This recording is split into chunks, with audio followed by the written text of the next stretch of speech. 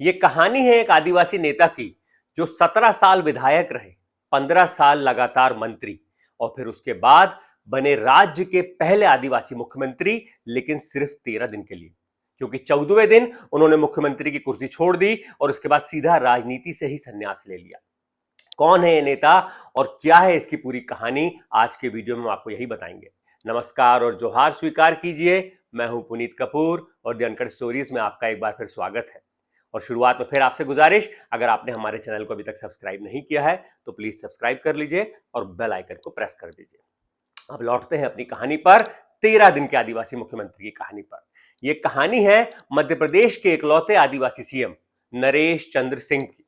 सारंगढ़ रियासत के राजा, जो एक दौर में मध्य प्रदेश का सबसे बड़ा राजनीतिक रूप से आदिवासी चेहरा थे। कहानी शुरू होती है सारंगढ़ रियासत से, जहां उनके पिता जवाहिर सिंह राजा थे। तब मध्य प्रांत की सारंगढ़ जो रियासत है 1430 वर्ग किलोमीटर इलाके में फैली हुई थी और ज्यादातर आबादी जो रियासत की थी वो गोंड आदिवासी समाज। इसी रियासत में 21 नवंबर 1908 को बतौर राजकुमार पैदा हुए राजा नरेश चंद्र सिंह की जो शुरुआती पढ़ाई है वो रायपुर के मशहूर कॉलेज जो है राजकुमार कॉलेज, वहां से हुई। आजादी से कुछ महीने पहले 1946 में जब उनके पिता जवाहिर सिंह का निधन हुआ तो रियासत की बागडोर उनके हाथ में आई और नरेश चंद्र सिंह जो राजकुमार थे वो अब राजा बन गए। और फिर इसके बाद आई तारीख 15 अगस्त 1947, जब देश आजाद हुआ। 1 जनवरी 1948 को नरेश चंद्र सिंह ने अपनी रियासत का विलय भारत संघ में कर दिया और साथ ही साथ कांग्रेस पार्टी ज्वाइन कर ली। आजाद भारत में पहली बार हो रहे जो चुनाव थे, लोकसभा के साथ साथ विधानसभा के चुनाव हो रहे थे, उसमें नरेश चंद्र सिंह सारंगढ़ जो विधानसभा सीट है वहां से चुनकर पहली बार विधायक बने। तब मध्य प्रदेश राज्य नहीं बना था, तब मध्य प्रांत हुआ करता था, जिसके मुख्यमंत्री थे पंडित रविशंकर शुक्ल और राजधानी होती थी, सरकार बैठती थी नागपुर में। इस सरकार में नरेश चंद्र सिंह पहली बार विधायक चुने गए और साथ ही साथ बने कैबिनेट मंत्री। विभाग मिला पीडब्ल्यूडी का और बिजली का। साल 1955 में सरकार ने जब पहली बार आदिवासी कल्याण विभाग का गठन किया मध्य प्रांत की सरकार ने, तो इसके पहले जो कैबिनेट मंत्री हैं वो बने राजा नरेश चंद्र सिंह। उनको ये पहली बार विभाग मिला और इसके बाद लगातार 12 सालों तक वो इसी विभाग के मंत्री रहे। नरेश चंद्र सिंह आदिवासियों के मुद्दों को प्रधानमंत्री के सामने तक उठाने से नहीं हिचकते थे। बात है साल 1961 की। बतौर कैबिनेट मंत्री रहते हुए उन्होंने प्रदेश के सबसे पिछड़े इलाके बस्तर का दौरा किया। वहां तमाम आदिवासियों की समस्याएं देखी, उनकी क्या मुश्किलात हैं, क्या परेशानियां हैं, उनका पिछड़ापन देखा और साथ ही साथ उसके समाधान की एक रिपोर्ट तैयार करके तत्कालीन मुख्यमंत्री कैलाशनाथ काटजू को भेजी और साथ ही साथ इसकी एक रिपोर्ट सीधे प्रधानमंत्री जवाहरलाल नेहरू को भी भेजी। रिपोर्ट मिलने के बाद प्रधानमंत्री जवाहरलाल नेहरू को उनको वापस खत भी आया, जिसमें उन्हें नरेश चंद्र सिंह के काम की तारीफ भी की। नरेश चंद्र सिंह का राजनीतिक कद इतना बड़ा था कि साल 1952 से लेकर 1967 तक मध्य प्रदेश में 4 मुख्यमंत्री बदल गए, लेकिन नरेश चंद्र सिंह का न मंत्री पद बदला और ना ही उनका विभाग बदला।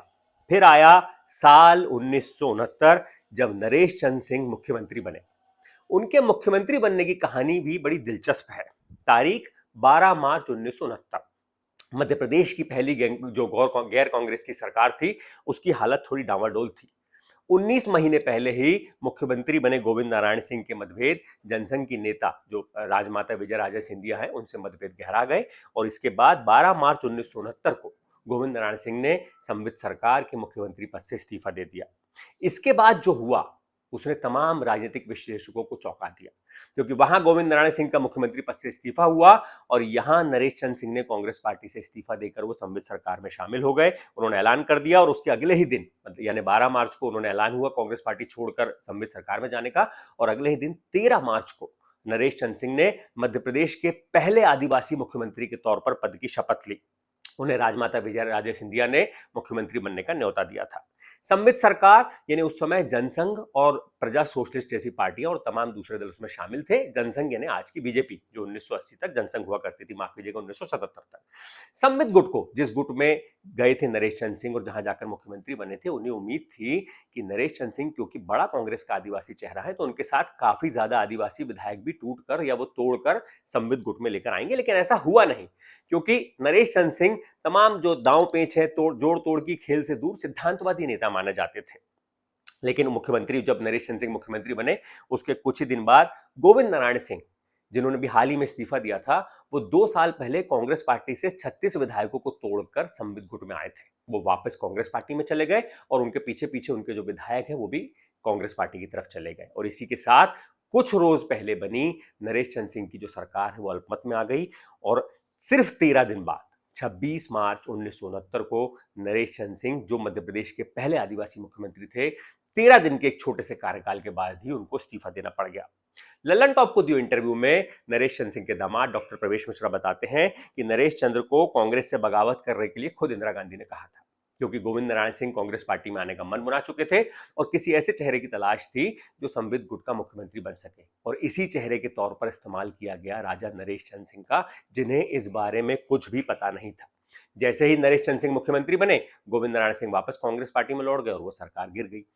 जब बाद में नरेश चंद्र सिंह को यह पता चला, इस बात को उन्हें एहसास हुआ कि उनका राजनीतिक इस्तेमाल हुआ है, तो वो इतने ज्यादा दुखी हो गए कि उन्होंने मुख्यमंत्री पद के साथ ही साथ अपनी विधानसभा की सदस्यता से, यानी अपनी विधायकी से भी इस्तीफा दे दिया और राजनीति से ही संन्यास का ऐलान कर दिया। 1969 में जब उनकी सीट खाली हुई इस्तीफे के बाद, तो उसके बाद वहां से उनकी पत्नी उपचुनाव में निर्विरोध चुनी गई। आप उनके राजनीतिक कद का अंदाजा इसी बात से लगा सकते हैं, इतना बड़ा कद था राजा नरेश चंद्र सिंह का। इसके बाद उनके इस्तीफे देने के बाद जानकार बताते हैं कि 11 साल बाद जो तब कांग्रेस की दिग्गज नेता हैं, जो प्रधानमंत्री रही इंदिरा गांधी, उन्होंने नरेश चंद्र सिंह को खुद कॉल करके कहा 1980 में कि आपको छत्तीसगढ़, जो आज का छत्तीसगढ़ है, वहां की रायगढ़ सीट से लोकसभा चुनाव लड़ना है। लेकिन संन्यास से वापस आने का नरेश चंद्र सिंह का इरादा नहीं था, लेकिन इंदिरा गांधी की बात का मान भी रखना था, इसलिए उन्होंने उस चुनाव में रायगढ़ सीट से अपनी जो बेटी है पुष्पा देवी, उनको चुनाव लड़वाया।